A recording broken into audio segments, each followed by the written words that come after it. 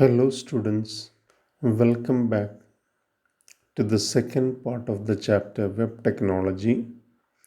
In this session, you are going to study about web servers and ports. First, we can discuss about web server. A web server is an important computer that serves other computers, or another definition is a computer with a web server operating system and software installed can be called as a web server. Another definition for this one is a computer that hosts websites is called a web server. Example, Google web server, Yahoo web server, etc. We can see in the diagram a picture of rack mounted servers. Here servers are placed one above the another in a rack. So it is called a rack mounted server. We can see several client computers requesting information from the server and the server responses back to client. In this diagram we have 4 client computers requesting resources from the server and the server responses back to the clients. The servers can be an application server, database server, file server, etc. Some services provided by the web server: email, www, that is World Wide Web. Second one is hosting web pages. Servers helps to create blogs. Fourth one, communication with the help of various protocols. Fifth one, server keeps static and dynamic pages securely. Next, we can discuss about the features of the web server. A server must always be in working condition, have a high bandwidth connection, and fast to serve requests from clients. It must have more processors, faster RAMs, and more hard disks. Examples of some server operating systems are Microsoft Windows Server, FreeBSD, Oracle Solaris, Red Hat Linux, OpenSUSE, Debian Linux, and Ubuntu Linux. Web server software is a software used to deliver various services in a timely manner using HTTP. Some web server packages are Apache Web Server Software, Microsoft Internet Information Software, Server Software, Google Web Server Software, and Nginx.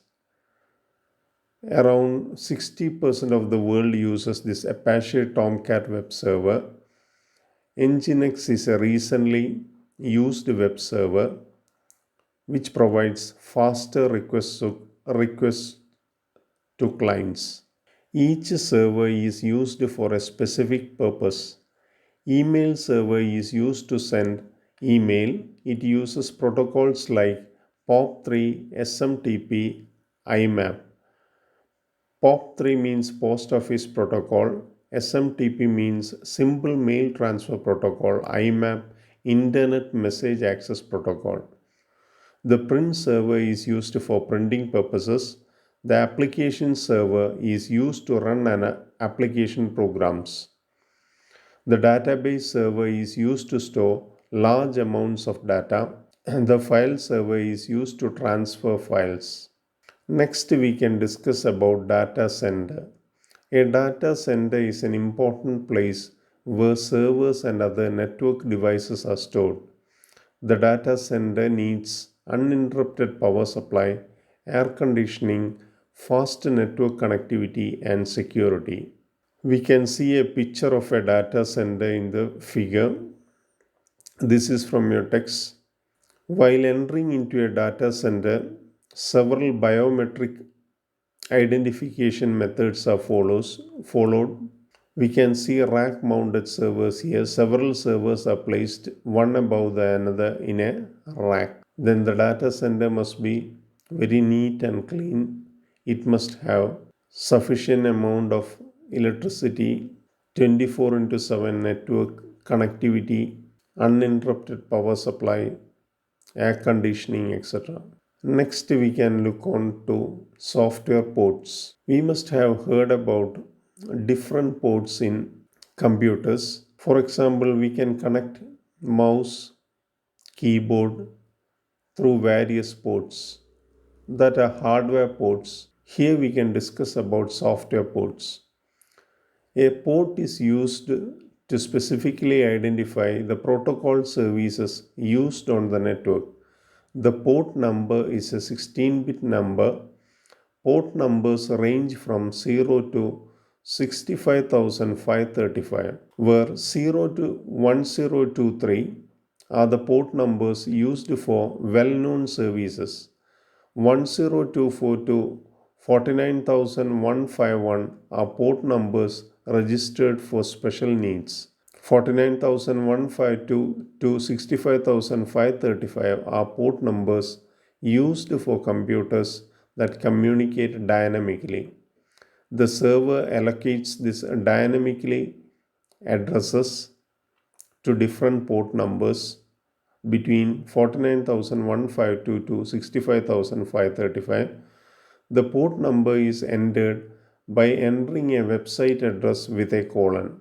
For example, if you type http://google.co.in, we automatically mean that it is requesting a website from Google. So we can simply write this to understand like this: http://google.co.in:80, where 80 stands for HTTP Hypertext Transfer Protocol. Next one is how to know the IP address. By knowing a website address, we can trace the IP address of it using the command prompt. We can type traceat the website address name in the command prompt. After several steps, we can retrieve the IP address of a website. Here we have typed traceat www.google.co.in. We can see tracing route to www.google.in 142.142.250.67.35, which is actually the IP address of the Google. Google servers can have different IP addresses. Here we have retrieved the IP address of www.google.co.in as 142.250.67.35. After that, a message is seen, the trace is complete. The working of a server and ports is depicted in the figure by using a simple example. Imagine we have a large hotel, we have a reception, we have some 6 rooms in the hotel. For simplicity, I am showing that the hotel contains 6 rooms: room 1, room 2, room 3, room 4, room 5 and room 6. Suppose a person A wants to connect to room number 5 using a telephone. The A dials a number to the hotel which is at the reception, and the reception is connected to room number 5. This is similar in case of a server also. Suppose B wants to connect to another room, for example room number 4. The receptionist at the hotel makes a connection to room number 4. Then C wants to connect to a room number 1. The receptionist at the hotel makes an extension to the room number 1. So extensions can be called as port numbers. Then the reception, room number 1, room number 2, room number 3, room number 4, room number 5 and room number 6 can be called as a different servers. So room number 1 we can call it as an application server. Imaginary we can call it as an application server. Room number 2 we can call it as a database server. Room number 3 a print server. Room number 4 a DNS server. Like this we can explain the working of a server and a ports. Here this a large a rectangle, we can call it as a data center. The reception, here we can call it as a server. We have several rooms, we can call it as different servers. Then connect to room number 1, here A, B, C are called client computers. This can be explained with this diagram also. Suppose a client computer wants to connect to a server. Previously we have known that the IP address of a Google web server, by tracing out we can find it that 142.250.67.35. So actually the communication takes place in this manner. The IP address of a Google web server :80. 80 means HTTP hypertext transfer protocol. A request is made to the server from client computer. The server responds back to the client. Here the IP address of the client is seen 117.239.216.10 with a colon to the destination port number, which is randomly assigned, that is 63140. Here we can see the destination port is 80 because the request is made to this port 80 to the server, and the server randomly assigns a port number 63140, which is returned to the server like this. So 80 means hypertext transfer protocol. A website request service is made from client computer to the server computer. Here we can see several protocols. HTTP hypertext transfer protocol, the port number is 80, SMTP 25, FTP 21. From your text we can see different port numbers and the services provided by these port numbers. 20 and 21, it is used for file transfer protocol. 22, secure shell. Then 25, simple mail transfer protocol, SMTP. 53, domain name system service. 80 for hypertext transfer protocol. 110 for post office protocol.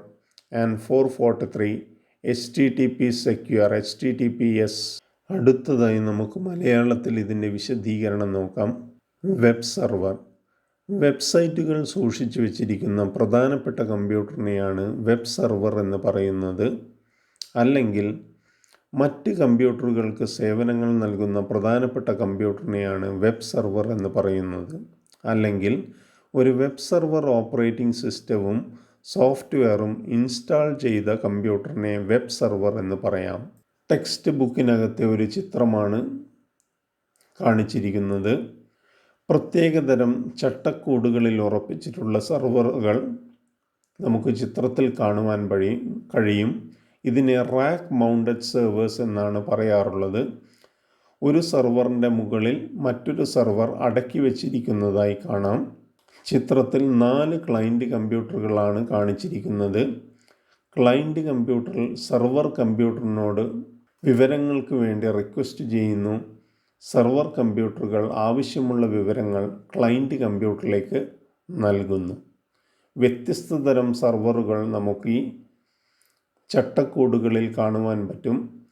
ഉദാഹരണമായി application സെർവറുകൾ, database സെർവറുകൾ, print സെർവറുകൾ എന്നിങ്ങനെ DNS സെർവറുകൾ മുതലായവ ഈ ചട്ടക്കൂടിൽ നമുക്ക് കാണുവാൻ പറ്റുന്നതാണ്. അടുത്തതായി വെബ് സെർവർ നൽകുന്ന ചില സേവനങ്ങൾ. Email, world wide web www. രണ്ടാമത്തെ സേവനമാണ് വെബ് പേജുകൾ ഹോസ്റ്റ് ചെയ്യുന്നു. ബ്ലോഗുകൾ നിർമ്മിക്കുവാൻ സഹായിക്കുന്നു. വിവിധ പ്രോട്ടോക്കോളുകളുടെ സഹായത്തോടെ ആശയവിനിമയം സാധ്യമാക്കുന്നു. 5, സ്റ്റാറ്റിക് ഡൈനാമിക് പേജുകൾ സുരക്ഷിതമായി സൂക്ഷിക്കുന്നു. അടുത്തതായി വെബ് സെർവറിൻ്റെ പ്രത്യേകതകൾ എന്താണെന്ന് നോക്കാം. എപ്പോഴും പ്രവർത്തിക്കുന്നതും ഉയർന്ന ബാൻഡ് വിഡ്ത്ത് കണക്ഷനുള്ളതും വേഗത്തിൽ പ്രവർത്തിക്കുന്നതുമായിരിക്കണം. കൂടുതൽ പ്രോസസ്സറുകൾ, വേഗത കൂടിയ റാമുകൾ, പ്രവർത്തനക്ഷമത കൂടിയ ഹാർഡ് ഡിസ്കുകൾ എന്നിവ ഒരു സെർവറിനുണ്ടായിരിക്കേണ്ടതാണ്. ചില സെർവർ ഓപ്പറേറ്റിംഗ് സിസ്റ്റത്തിൻ്റെ ഉദാഹരണങ്ങളാണ് Microsoft Windows server, FreeBSD, Oracle, Solaris, Red Hat Linux, OpenSUSE, Debian Linux, Ubuntu Linux മുതലായവ. HTTP hyper text transfer protocol ഉപയോഗിച്ച് വിവിധ സേവനങ്ങൾ സമയബന്ധിതമായി നൽകാൻ ഉപയോഗിക്കുന്ന ഒരു സോഫ്റ്റ്വെയറാണ് വെബ് സെർവർ സോഫ്റ്റ്വെയർ. ചില വെബ് സെർവർ പാക്കേജുകളുടെ ഉദാഹരണങ്ങളാണ് Apache Tomcat web server software, Microsoft internet information server software, Google web server software, Nginx. ഇതിൽ ഏതാണ്ട് ലോകത്തിൽ 60% അപ്പാഷെ ടോംകാറ്റ് വെബ് സെർവറാണ് ഉപയോഗിക്കുന്നത്. എൻജിനെക്സ് എന്നത് വളരെ അടുത്തായി ഉപയോഗിക്കുന്ന ഒരു സെർവറാണ്. വളരെ വേഗത്തിൽ വെബ് പേജ് റിക്വസ്റ്റ് റെസ്പോൺസുകൾ എൻജിനെക്സ് സെർവർ നിർവഹിക്കുന്നു. ഓരോ സെർവറും പ്രത്യേക ആവശ്യത്തിന് വേണ്ടിയാണ് ഉപയോഗിക്കുന്നത്. ഇമെയിൽ അയക്കുവാൻ വേണ്ടി ഇമെയിൽ സെർവർ ഉപയോഗിക്കുന്നു. SMTP simple mail transfer protocol, IMAP internet message access protocol, POP3 post office protocol എന്നീ പ്രോട്ടോക്കോളുകളാണ് ഇമെയിൽ അയക്കുവാൻ വേണ്ടി സാധാരണയായി ഉപയോഗിക്കുന്നത്. പ്രിൻ്റ് ചെയ്യുവാൻ വേണ്ടി പ്രിൻ്റ് സെർവർ ഉപയോഗിക്കുന്നു. ആപ്ലിക്കേഷൻ പ്രോഗ്രാമുകൾ പ്രവർത്തിക്കുവാൻ വേണ്ടി ആപ്ലിക്കേഷൻ സെർവർ ഉപയോഗിക്കുന്നു. വലിയ ഡാറ്റകൾ സൂക്ഷിക്കുവാൻ വേണ്ടി ഡാറ്റാബേസ് സെർവർ ഉപയോഗിക്കുന്നു. ഫയലുകൾ കൈമാറുവാൻ വേണ്ടി ഫയൽ സെർവർ ഉപയോഗിക്കുന്നു. ഇങ്ങനെ വിവിധ തരത്തിലുള്ള സെർവറുകൾ വിവിധ കാര്യങ്ങൾക്ക് വേണ്ടി നമ്മൾ ഉപയോഗിക്കുന്നു. അടുത്തതായി നമുക്ക് ഡാറ്റാ സെൻറ്റർ എന്താണെന്ന് നോക്കാം. സെർവറും മറ്റ് നെറ്റ്വർക്ക് ഉപകരണങ്ങളും സൂക്ഷിക്കുന്ന പ്രധാനപ്പെട്ട സ്ഥലത്തെയാണ് ഡാറ്റാ സെൻറ്റർ എന്ന് പറയുന്നത്. തടസ്സമില്ലാത്ത വൈദ്യുതി, ശീതീകരണ സംവിധാനം, വേഗമേറിയ നെറ്റ്വർക്ക് കണക്ടിവിറ്റി, സുരക്ഷാ സംവിധാനം എന്നിവ ഡാറ്റാ സെൻറ്ററിന് അത്യാവശ്യമാണ്. ചിത്രത്തിൽ ഒരു ഡാറ്റാ സെൻറ്ററിൻ്റെ രൂപമാണ് പ്രതിപാദിച്ചിരിക്കുന്നത്. നിങ്ങളുടെ ടെക്സ്റ്റ് ബുക്കിനകത്തെ ചിത്രമാണ്. ഡാറ്റാ സെൻറ്റർ വളരെ വൃത്തിയുള്ളതും 24 മണിക്കൂറും വൈദ്യുതിയും അതുപോലെ നെറ്റ്വർക്ക് കണക്ടിവിറ്റിയും ഉണ്ടായിരിക്കേണ്ടതാണ്. ചിത്രത്തിൽ നമുക്ക് ഓരോ സെർവറുകളും റാക്കുകളിലായി ചട്ടക്കൂടുകളിൽ ഉറപ്പിച്ച് നിർത്തിയതായി കാണാം. ഒന്നിനും മുകളിലായി സെർവറുകൾ അടക്കി വച്ചിരിക്കുന്നതായി നമുക്ക് കാണുവാൻ പറ്റും. ഒരു ഡാറ്റാ സെൻറ്ററിൽ പ്രവേശിക്കണമെങ്കിൽ ബയോമെട്രിക് ഐഡൻറ്റിഫിക്കേഷൻ നിർബന്ധമാണ്. അടുത്തതായി നമുക്ക് പോർട്ടുകൾ എന്താണെന്ന് നോക്കാം. സോഫ്റ്റ്വെയർ പോർട്ടുകളെ പറ്റിയാണ് പ്രതിപാദിക്കുന്നത്. നമ്മൾ കഴിഞ്ഞ കൊല്ലം കീബോർഡ്, മൗസ് എന്നിവ കണക്റ്റ് ചെയ്യുന്ന ഹാർഡ്വെയർ പോർട്ടുകളെ പറ്റി പഠിച്ചിട്ടുണ്ട്. നെറ്റ്വർക്ക് പോർട്ടുകളെ പറ്റിയും ഒക്കെ നമ്മൾ കഴിഞ്ഞ കൊല്ലം പഠിച്ചിട്ടുണ്ട്. ഇവിടെ നമ്മൾ സോഫ്റ്റ്വെയർ പോർട്ടിനെ പറ്റിയാണ് പഠിക്കുന്നത്.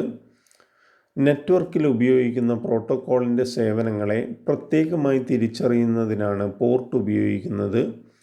പോർട്ട് നമ്പർ എന്നതൊരു 16 ബിറ്റ് നമ്പറാണ്. 0 മുതൽ 65535 വരെ പോർട്ട് നമ്പറുണ്ട്. 0 മുതൽ 1023 വരെ അറിയപ്പെടുന്ന സേവനങ്ങൾ നൽകുന്ന പോർട്ട് നമ്പറുകളാണ്. 1024 മുതൽ 49151 പ്രത്യേക ആവശ്യങ്ങൾക്കായി രജിസ്റ്റർ ചെയ്ത പോർട്ട് നമ്പറുകളാണ്. 49152 മുതൽ 65535 വരെ ഡൈനാമിക്കായി ആശയവിനിമയം നടക്കുന്ന കമ്പ്യൂട്ടറുകൾക്ക് അപ്പോഴുള്ള ആവശ്യത്തിന് ഉപയോഗിക്കുന്ന പോർട്ട് നമ്പറുകളാണ്. വെബ്സൈറ്റ് അഡ്രസ്സിൻ്റെ കൂടെ ഒരു കോളൻ നൽകിയാണ് പോർട്ട് നമ്പർ നൽകുന്നത്. ഉദാഹരണമായി http://google.co.in:80. സാധാരണ രീതിയിൽ നമ്മൾ വെബ്സൈറ്റ് അഡ്രസ്സ് ടൈപ്പ് ചെയ്യുമ്പോൾ ഓട്ടോമാറ്റിക്കലായി ആശയവിനിമയം നടത്താൻ വേണ്ടി ഇങ്ങനെയാണ് ഉപയോഗിക്കുന്നത്. അപ്പോൾ അത് വ്യക്തമാക്കാൻ വേണ്ടിയാണ് നമ്മൾ http://google.co.in:80 എന്ന് നൽകുന്നത്. HTTP എന്നത് പ്രോട്ടോക്കോളിൻ്റെ പേരാണ്. google.co.in എന്നത് ഒരു വെബ്സൈറ്റ് അഡ്രസ്സാണ്. ഇതിനെ ഡൊമൈൻ നെയിം എന്ന് കൂടി പറയാറുണ്ട്. 80 എന്നത് HTTP ഹൈപ്പർ ടെക്സ്റ്റ് ട്രാൻസ്ഫർ പ്രോട്ടോക്കോളിനെ സൂചിപ്പിക്കുന്നു. അടുത്തതായി നമുക്കൊരു വെബ്സൈറ്റ് അഡ്രസ്സ് അറിയാമെങ്കിൽ അതിൻ്റെ IP അഡ്രസ്സ് എങ്ങനെ കണ്ടെത്താമെന്ന് നോക്കാം. കമാൻഡ് പ്രോംപ്റ്റ് ഓപ്പൺ ചെയ്യുക. അതിൽ ട്രേസേർട്ട് വെബ്സൈറ്റ് അഡ്രസ്സിൻ്റെ പേര് നൽകുക. കുറച്ച് സ്റ്റെപ്പുകൾ പ്രവർത്തിച്ചു കഴിഞ്ഞാൽ നമുക്ക് വെബ്സൈറ്റ് അഡ്രസ്സിൻ്റെ IP അഡ്രസ്സ് ലഭിക്കുന്നതാണ്. ഉദാഹരണമായി ഇവിടെ ട്രേസേർട്ട് സ്പേസ് www.google.co.in എന്ന് ടൈപ്പ് ചെയ്തിരിക്കുന്നു കമാൻഡ് പ്രോംപ്റ്റിൽ. കുറച്ച് സ്റ്റെപ്പുകൾക്ക് ശേഷം നമുക്ക് അതിൻ്റെ IP അഡ്രസ്സ് google.co.in എന്ന വെബ്സൈറ്റ് അഡ്രസ്സിൻ്റെ IP അഡ്രസ്സ് ലഭിച്ചിരിക്കുകയാണ്. 142.250.67.35 എന്ന രൂപത്തിലാണ് ഇതിൻ്റെ IP അഡ്രസ്സ് നമുക്ക് ലഭിച്ചിരിക്കുന്നത്. അതിനുശേഷം നമുക്കൊരു മെസ്സേജ് ലഭിക്കുന്നതാണ് ട്രേസ് കംപ്ലീറ്റ് എന്നത്. ഇങ്ങനെ എല്ലാ വെബ്സൈറ്റ് അഡ്രസ്സുകളുടെ IP അഡ്രസ്സ് നമുക്ക് കണ്ടുപിടിക്കാവുന്നതാണ്. IP അഡ്രസ്സുകളാണ് നമ്മൾ ആശയവിനിമയത്തിന് ആന്തരികമായി ഉപയോഗിക്കുന്നത്. അടുത്തതായി നമ്മൾ പഠിച്ച സെർവറിൻ്റെയും പോർട്ടിൻ്റെയും പ്രവർത്തനം എങ്ങനെയാണെന്ന് നോക്കാം. ABC എന്ന 3 ആളുകൾ ഒരു വലിയ ഹോട്ടൽ റൂമിലേക്ക് ടെലിഫോണിലൂടെ ബന്ധപ്പെടുകയാണ്. A എന്ന ആൾ കണക്റ്റ് റൂം നമ്പർ 1 എന്ന് റിസപ്ഷനിലേക്ക് ഫോൺ ചെയ്ത് പറയുന്നു. റിസപ്ഷനിൽ നിന്നും റൂം നമ്പർ 1ലേക്ക് കണക്റ്റ് ചെയ്യുകയാണ്. B എന്ന മറ്റൊരാൾ കണക്റ്റ് റൂം നമ്പർ 5 എന്ന് റിസപ്ഷനിലേക്ക്, ഒരു വലിയ ഹോട്ടലിൻ്റെ റിസപ്ഷനിലേക്ക് കണക്റ്റ് ചെയ്യുവാൻ പറയുന്നു. റൂം നമ്പർ 5ലേക്ക് കണക്റ്റ് ചെയ്യുകയാണ്. അടുത്തത് C എന്നൊരാൾ റൂം നമ്പർ 4ലേക്ക് കണക്റ്റ് ചെയ്യാൻ വേണ്ടി റിസപ്ഷനിസ്റ്റിനോട് പറയുന്നു. റൂം നമ്പർ 4ലേക്ക് കണക്റ്റ് ചെയ്യുകയാണ്. ഈ വലിയ ദീർഘചതുരാകൃതിയിലുള്ളതിനെ നമുക്ക് ഡാറ്റാ സെൻറ്റർ എന്ന് പറയാം. ABC എന്നത് നമുക്ക് ക്ലയൻറ്റ് കമ്പ്യൂട്ടേഴ്സ് എന്ന് പറയാം. ഇതേപോലെ തന്നെയാണ് നമ്മൾ ഒരു ഡാറ്റാ സെൻറ്ററും സെർവറും പ്രോട്ടോക്കോളിൻ്റെ പ്രവർത്തനവും പ്രതിപാദിക്കുന്നത്. റിസപ്ഷനിലേക്ക് വിളിച്ചു കഴിഞ്ഞാൽ അതിൻ്റെ എക്സ്റ്റൻഷനാണ് നമ്മൾ പോർട്ട് നമ്പർ എന്ന് പറയുന്നത്. റൂം നമ്പർ 1ലേക്കുള്ള എക്സ്റ്റൻഷൻ നൽകുന്നു, റൂം നമ്പർ 4ലേക്കുള്ള എക്സ്റ്റൻഷൻ നൽകുന്നു, റൂം നമ്പർ 5ലേക്കുള്ള എക്സ്റ്റൻഷൻ നൽകുന്നു. ഇതാണ് പോർട്ട് നമ്പേഴ്സ് എന്നതുകൊണ്ട് ഉദ്ദേശിക്കുന്നത്. അതേപോലെ തന്നെ ABC എന്ന ക്ലയൻറ്റ് കമ്പ്യൂട്ടറുകൾ വിവിധ ആവശ്യങ്ങൾക്ക് വേണ്ടിയാണ് ഈ ഹോട്ടൽ റിസപ്ഷനിലേക്ക് വിളിക്കുന്നത്. റിസപ്ഷൻ എന്നത് നമുക്കൊരു സെർവറായിട്ട് പറയാം. റൂം നമ്പർ 1, റൂം നമ്പർ 2, 3, 4, 5, 6 എന്നിവ നമുക്ക് വിവിധ തരത്തിലുള്ള സെർവറുകളായി അനുമാനിക്കാം. റൂം നമ്പർ 1 ഉദാഹരണമായി ഒരു ആപ്ലിക്കേഷൻ സെർവർ, റൂം നമ്പർ 2 ഒരു ഡാറ്റാബേസ് സെർവർ, റൂം നമ്പർ 3 ഒരു print server, room number 4 DNS server, domain name server എന്നിങ്ങനെ വിവിധ തരത്തിലുള്ള സെർവറുകളുടെ പേരുകളായി അനുമാനിക്കാം. ഇത്തരത്തിലാണ് നമ്മൾ ക്ലയൻറ്റ് വെബ് സെർവർ കമ്മ്യൂണിക്കേഷൻ നടത്തുന്നത്. അടുത്തതായി കൂടുതൽ വ്യക്തമാക്കുവാൻ വേണ്ടി പോർട്ട് നമ്പറുകളുടെ കാര്യം കൂടുതൽ വ്യക്തമാക്കുവാൻ വേണ്ടി നമുക്കൊരു ക്ലയൻറ്റ് വെബ് സെർവർ കമ്മ്യൂണിക്കേഷൻ, ക്ലയൻറ്റും വെബ് സെർവറും തമ്മിലുള്ള ആശയവിനിമയം നമുക്ക് നോക്കാം. സ്വാഭാവികമായും ക്ലയൻറ്റ് കമ്പ്യൂട്ടറുകൾ വിവിധ കാര്യങ്ങൾക്ക് വേണ്ടി സെർവർ കമ്പ്യൂട്ടറിനോട് റിക്വസ്റ്റ് ചെയ്യുന്നു. ഉദാഹരണമായി നേരത്തെ നമ്മൾ ഒരു ഗൂഗിൾ വെബ് പേജാണ് ക്ലയൻറ്റ് കമ്പ്യൂട്ടർ സെർവറുമായി റിക്വസ്റ്റ് ചെയ്യുന്നത്. ഗൂഗിൾ വെബ് പേജിൻ്റെ IP അഡ്രസ്സ് നമ്മൾ ട്രേസ് ചെയ്തിട്ടുണ്ടായിരുന്നു. 142.267.35:80 എന്നത് HTTP ഹൈപ്പർ ടെക്സ്റ്റ് ട്രാൻസ്ഫർ പ്രോട്ടോക്കോളിൻ്റെ പ്രതിപാദിക്കുന്നു. ക്ലയൻറ്റ് കമ്പ്യൂട്ടറുകൾ സെർവറുമായിട്ട് റിക്വസ്റ്റ് ചെയ്യുന്നു. സെർവർ തിരിച്ച് ക്ലയൻറ്റ് കമ്പ്യൂട്ടറിന് റിക്വസ്റ്റ് ചെയ്ത വെബ് പേജ് തിരിച്ച് നൽകുന്നു. 117.239.216.10 എന്നത് ക്ലയൻറ്റ് കമ്പ്യൂട്ടറിൻ്റെ IP അഡ്രസ്സാണ്.